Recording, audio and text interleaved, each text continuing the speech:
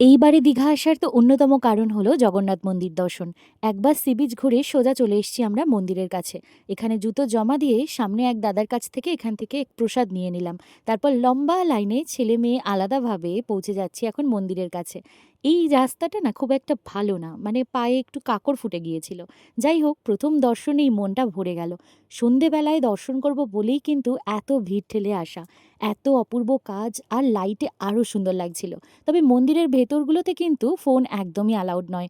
তাও ভাবলাম তোমাদেরকে ছোট্ট করে একবার যোগু দাদাকে দর্শন করিয়েই দিই। তবে সন্ধে বাড়তে বাড়তে মানুষের ভিড়ও বাড়তে থাকলো। তাই ভাবলাম যাই ভিতরে জগন্নাথ দেবকে দর্শনটা করে আসি। এই দরজার ভেতরে কিন্তু ক্যামেরা একদমই অ্যালাউড নয়।